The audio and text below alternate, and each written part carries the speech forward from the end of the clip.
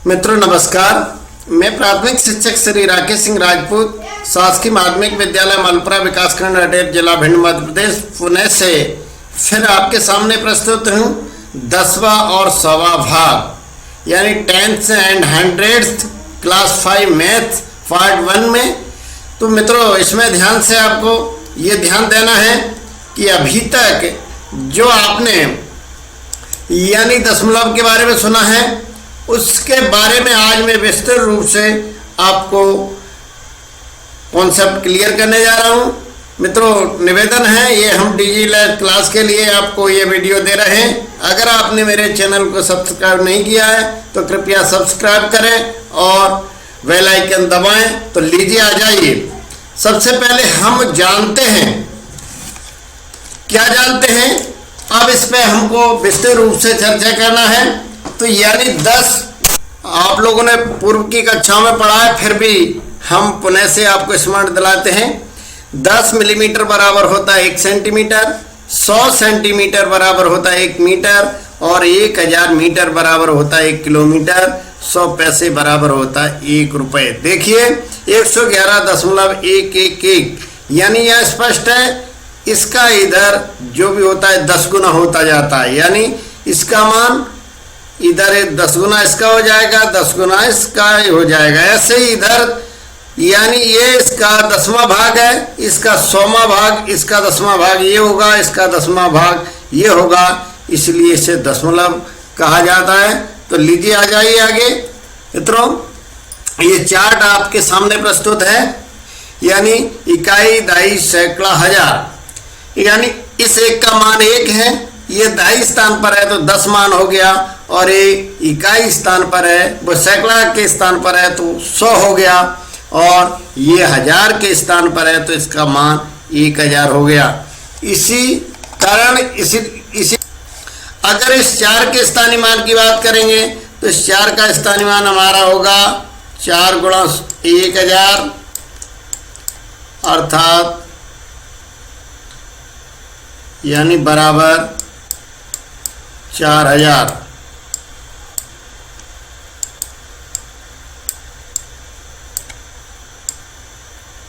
ऐसे अगर यहां बात करें अपन, देखिए इसका स्पष्ट हो रहा है कि इसका 10 गुना ये है और इसका 10 गुना ये और इसका 10 गुना, यानी 1 का 10 गुना हमारा 10 हुआ और 10 का 10 गुना 100 हुआ और 100 का 10 गुना 1000 हुआ।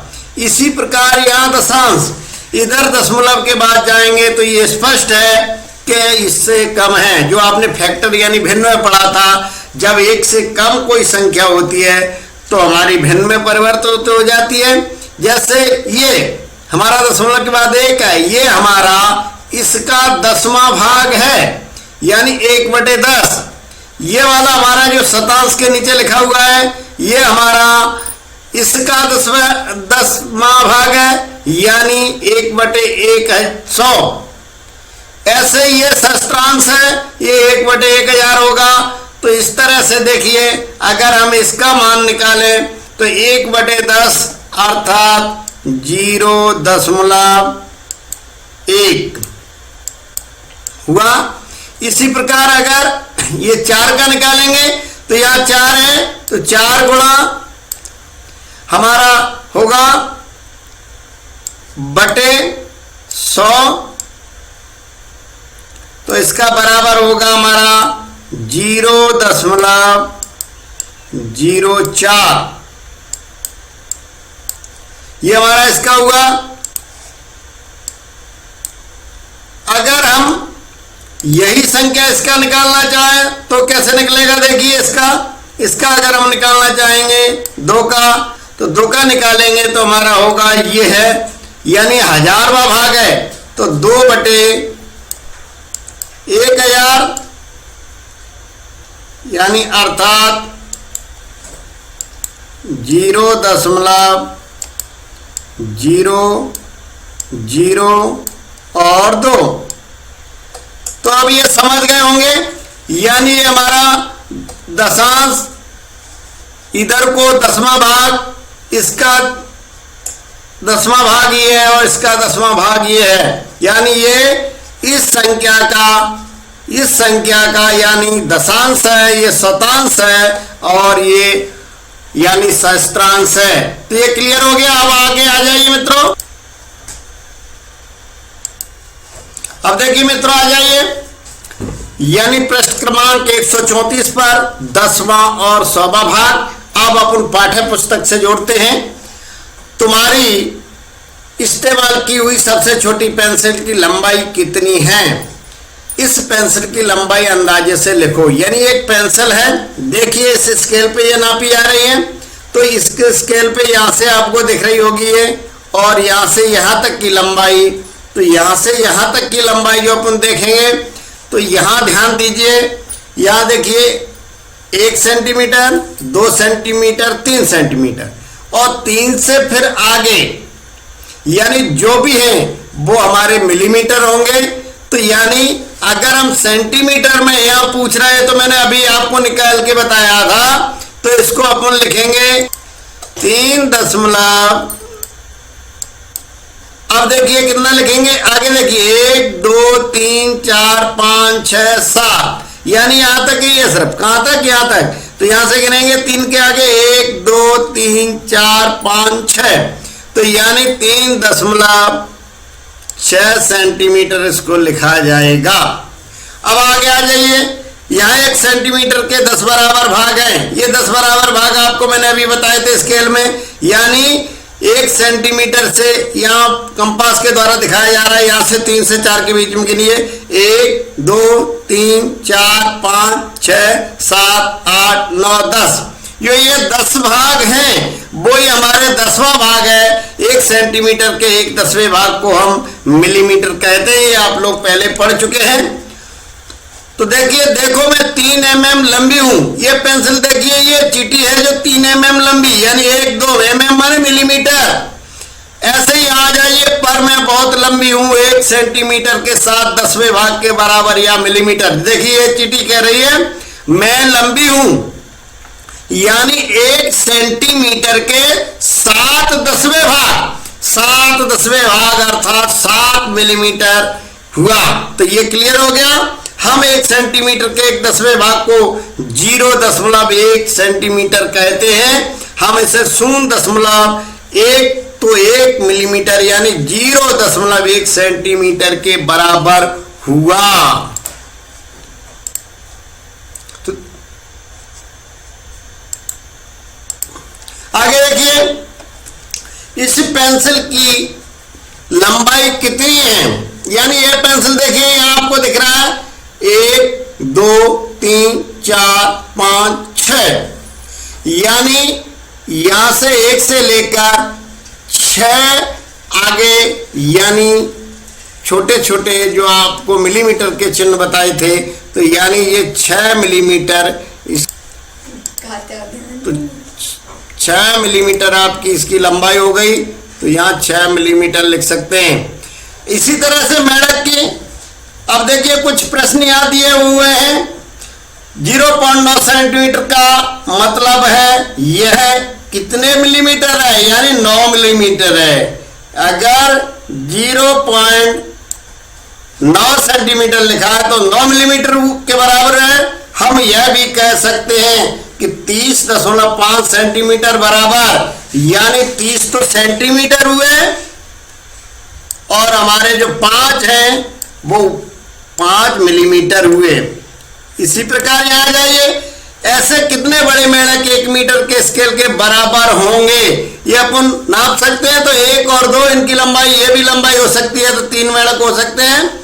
अगर वे एक कतार में बैठे तो कितने छोटे मेढक 1 मीटर की जगह घेरेंगे, यानी अगर कतार में बैठ जाएं तो स्केल से नापने से क्लियर हो जाएगा कि कितने मेढक हमारे उस जगह को घेरते हैं। अभ्यास के समय कील की लंबाई यहाँ देखिए, ये कील रखी हुई है यहाँ से, तो 1 सेंटीमीटर, 2 और 3 नहीं है तो 3 से कम है, 9 पर है, तो 2 सेंटीमीटर और हमारी 9 मिलीमीटर हुई। तो यहाँ लिख सकते हैं 2 सेंटीमीटर लिखा है, यहाँ 9 मिलीमीटर और लिख देंगे तो हमारा ये क्लियर हो जाएगा। यानी सेंटीमीटर 2 है और मिलीमीटर, या इसे अपन ऐसे भी लिख सकते हैं 2.9 सेंटीमीटर, ऐसे भी अपन लिख सकते हैं।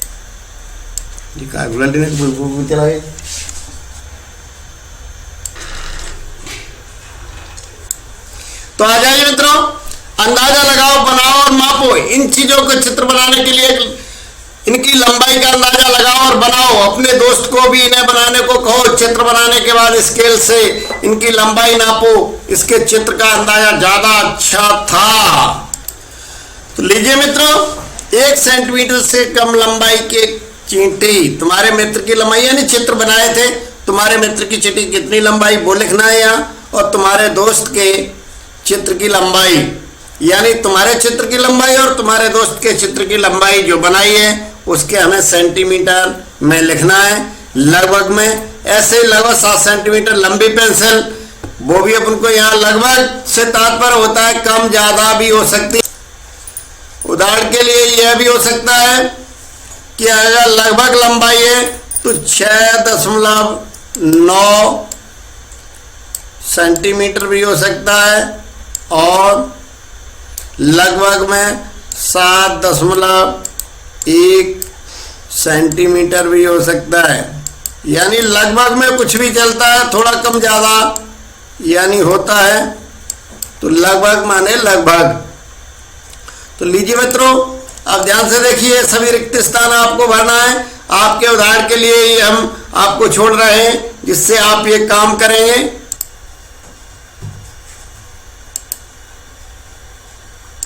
यहां जाइए, हम इस अनोखी कीमत को देखो। 32 रुपये 99 पैसे पर हम जब उन्हें 33 रुपये देते हैं तो वे हमें 1 पैसा वापस नहीं देते।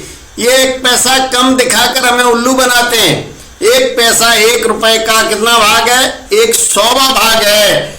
न इसे लिखा जाता है 0.011 रुपये, इसलिए हम 99 पैसे को 0.99 रुपये लिखते हैं। अब देखिए, या माचिस की डिब्बी कितने पैसे की आती है? मान लो माचिस की डिब्बी अपनी 50 पैसे की आती है, तो माचिस की कितनी डिब्बियां 2.50 रुपए में ली जा सकती हैं। स्पष्ट है, ये दशमलव के बाद हमारे 50 पैसे और पीछे 2 रुपए अर्थात 50 पैसे के 4 सिक्के होंगे। तो इसमें 5 माचिस हमारी आ जाएंगी। एक साबुन की टिकिया का कितना दाम है? उदाहरण के लिए 10।